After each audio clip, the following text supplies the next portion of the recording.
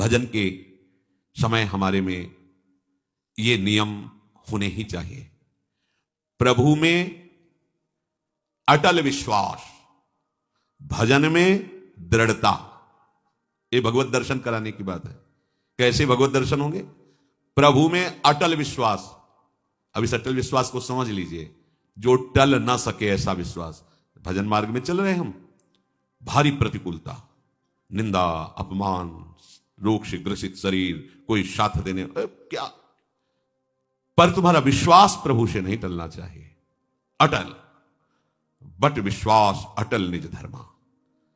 अटल विश्वास को बरगद के पेड़ की उपमा से कह रहे हैं कि कैसा, जैसे बरगद का पेड़ है तो थोड़ी इधर जड़ कमजोर हुई तो डाल से जड़ निकल कर लग गई, हिलने नहीं देगी, बड़ा भारी दूर तक उसकी डालें फैल गई, जगह जगह जड़। ऐसा नहीं कि वो अगर जड़ भी काट दो तो उसकी इतनी जड़ें फैल गई कि नष्ट नहीं हो सकता। बट विश्वास अचल निज धर्मा, अपने धर्म में अचल और अपने आराध्य देव में अटल। देखो ना, अंदर देखो आप, भगवत दर्शन करने की लालसा प्राप्त करने के लिए आराध्य देव में अटल विश्वास और भजन में दृढ़ता। कैसी भी परिस्थिति हो, पूज्य श्री राधा बाबा इन महापुरुषों की भजन दृढ़ता देखो। अनुष्ठान कर रहे हैं, अंग टूट गया है, नहीं रुकना, वैसे ही बैठा लो मुझे आसन पे, भजन नहीं, नियम नहीं टूटने वाला। कैसी दृढ़ता है। लिया नियम परिक्रमा भाव गिरिराज की, वही गीता वाटिका, नहीं चल पा रहे, पालकी में बैठा लो, चलो ले चलो। जो नियम, जो भजन की दृढ़ता, उस पर फर्क नहीं पड़ना चाहिए। दूसरा, हम जिसका भजन कर रहे हैं वो हमारे भजन को देख रहा है। बड़ा सुख मिलेगा आपको जब ये बात आप लाओगे। हम वाणी गायन कर रहे हैं, हमारे प्रियालाल सुन रहे हैं, हम भजन कर रहे हैं, हमारे प्रियालाल देख रहे हैं, तो हम कोई भी कार्य ऐसा ना करें जो प्रियालाल के सामने नहीं करना चाहिए। देखो आप बच जाओगे। दूसरा है भगवत दर्शन करने वाले उपासक का नियम, हम जिसका भजन कर रहे हैं वो उपास्य देव हमें देख रहा है। उनको सामने देखते हुए भजन करो। प्रिया प्रीतम देख रहे हैं, उनका भजन, प्रिया प्रीतम देख रहे हैं, हम उनकी लीला गाएं। प्रिया प्रीतम ही बैठे, हम उनकी सेवा कर रहे हैं और पक्का विश्वास वो मुझे मिलेंगे, पक्का विश्वास वो मुझे मिलेंगे। और मेरे आराध्य देव से बढ़कर के अनंत ब्रह्मांडों में कोई नहीं है। ये दो बातें। तीसरी, जो गुरु जी ने भजन दिया है, मंत्र दिया है, उस पर विश्वास, उससे बड़ा कोई मंत्र, कोई साधन नहीं है। ये तीसरी बात बताई।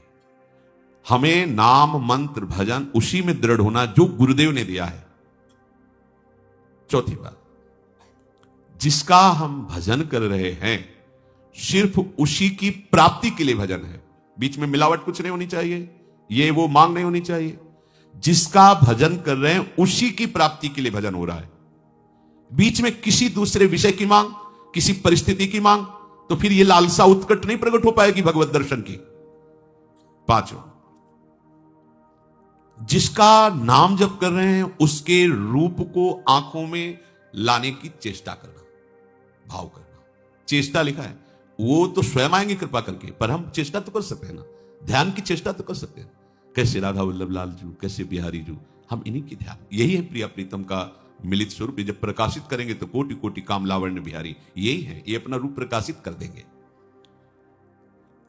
मन से उनके रूप का चिंतन, वाणी के द्वारा गुरु प्रदत्त नाम मंत्र का जप, ये दोनों साथ चलने चाहिए। छठा, प्रभु के भजन करते हुए किसी दूसरे उपासना के उपासक, किसी दूसरे मार्ग के भजनानंदी की अवज्ञा, निंदा, हे भाव, तिरस्कार भाव, ये बिल्कुल नहीं होना चाहिए कि हम तो सर्वोपरि निकुंज उपासक हैं, ये तो क्या गए। आपके अंदर उत्कट लालसा नहीं जगेगी। ये बहुत सूक्ष्म बात है। किसी भी उपासक की, किसी भी संप्रदाय की, किसी भी उपासना की निंदा नहीं, अवज्ञा नहीं, तिरस्कार नहीं। हम जो प्रभु का नाम ले रहे हैं उन्हीं के सब नाम है, उन्हीं की सब उपासना, सबको प्रणाम। हमको अपनी उपासना सर्वोपरि मान करके करना है, पर दूसरे का अपमान, दूसरे की निंदा, दूसरे का तिरस्कार, दूसरे को लघु समझना, ये नहीं। अपने इष्ट में आसक्त होना, दूसरे का विरोध ना करना, इससे आपके हृदय में उत्कट लालसा का जागरण हो जाएगा। खास बात, उत्कृष्ट लालसा के लिए एक दुर्बलता का त्याग करना होता है। यह हर उपासक के हृदय में होती है, किसी एक की बात नहीं। प्रायः हर उपासक इस दुर्बलता को धारण करने के कारण वो उत्कट लालसा को नहीं प्राप्त हो पाता भगवत दर्शन की। क्या दुर्बलता होती है? अपने गुरुदेव की दी हुई मंत्र और उपासना में अपनी बात मिलाना। जो बोला, जैसा बोला, वैसे का वैसा स्वीकार करना। उपासक अपने मन की बात अपने गुरुदेव से, आचार्य से, पथ प्रदर्शक से करवाना चाहता है। किसी ने एक पत्र में कहा कि अमुक साधक यहां से निकाल दिया गया और उस अमुक साधक ने हमें सब बताया कि आपके यहां बराबर व्यवहार ठीक नहीं होता, बराबर व्यवहार नहीं होता। तो ऐसी बात साधक को नहीं समझ में आई, उसको समझ ले कि कमी तुम में है आत्मसमर्पण की। तुम्हारी बुद्धि समर्पित नहीं हुई, इसलिए दोष दर्शन कर रही है। गुरु, पथ प्रदर्शक जिस साधक को जैसा उचित समझता है वैसे ही साधन का आदेश करता है और उसी साधन से सबको वही वस्तु प्राप्त होगी, पर साधन सबका गुरु निर्दिष्ट होगा। आपको सबको एक जैसा नहीं। जैसे रोगी डॉक्टर या वैद्य से कहे कि हमको तुम ये वाली दवा दीजिए और ये वाला पेय दीजिए, और देखो हमारे ऊपर तुम ये नहीं लगाओगे कि ये नहीं खाना, ये नहीं खाना, ये नहीं खाना, तो क्या रोगी कभी ठीक हो सकता है क्या? उसी प्रकार शिष्य साधन सत्य मार्ग में चलने वाले उपासक को गुरु उसके स्वभाव को, उसकी स्थिति को देखकर उसके लिए मार्ग निर्देश करता है। वो परम सत्य है, क्योंकि गुरु जानते हैं कि इस स्वभाव का साधक इस स्वभाव से ऐसी साधना करने पर उसी सिद्धि को प्राप्त होगा। गुरु ही उपयुक्त अधिकारी देख करके उपासना बताते हैं।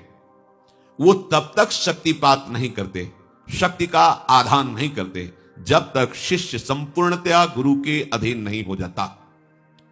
शक्तिमान गुरुदेव शिष्य को जो अपनी आध्यात्मिक शक्ति देना चाहते हैं, जिसे शास्त्रीय भाषा में शक्तिपात कहते हैं, परम सामर्थ्यशाली गुरुदेव उसे तब तक नहीं देंगे जब तक उस शक्ति को रखने की योग्यता नहीं आएगी, पात्रता नहीं आएगी, अधिकार नहीं आएगा। जिस उपासक में उनकी ऊर्जा शक्ति को धारण करने की सामर्थ्य नहीं आई है, यदि वो उसे शक्तिपात कर दे तो उनकी शक्ति व्यर्थ हो जाएगी या वो उपासक नष्ट हो जाएगा। उन्मत्त होकर, मतवाला होकर गलत मार्ग का अनुसरण करके भ्रष्ट हो जाए, क्योंकि पावर मिल गया उसको। जैसे भगवान शिव से वृत्रासुर ने शक्ति पात करने की प्रार्थना की कि मैं जिस पर हाथ रख दूं भस्म हो जाए। तथास्तु, जगत गुरु शिव ने ऐसा ही कह दिया। उसने सोचा कि परीक्षा इन्हीं से शुरू करते हैं। उमा जी की तरफ दृष्टि गई, शुरू यहीं से कर, भागे। उस शक्ति का दुरुपयोग और उस शक्ति के द्वारा उसका नाश श्री हरि ने उल्टा उसी के ऊपर रखवा कर भस्म कर दिया। भगवान शिव ने तांडव प्रारंभ किया तो बाणासुर अपनी ताल गति से उन्हें प्रसन्न कर, तो जा तेरे शास्त्र हो जाए। शक्तिपात की हजार भुजा बलशाली, जिस पर्वत पर जाता टक्कर मारता उसकी भुजाओं का जोड़ कोई नहीं। भगवान शिव से ही आया और कहने लगा, गुरु अब इन भुजाओं की खुजली मिटाने वाला त्रिभुवन में कोई नहीं, आओ आप ही हमसे दो दो हाथ कर। हंस पड़े, उनका आ जाएगा कोई दो दो हाथ करने वाला। भगवान ने सुदर्शन चक्र से उसी शक्ति को नष्ट किया।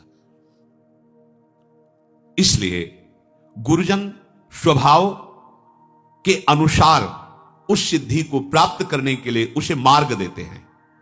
शक्तिपात तभी होता है जब सर्वतोभावेन मन वचन कर्म से वो अपने गुरुदेव के अधीन हो जाता है। जिसकी बुद्धि नहीं रह जाती है, जब तक आपकी बुद्धि काम करे, क्यों मैं हूं, इसमें ऐसे कर लिया जाए, वैसे कर, तब जैसा का वैसा।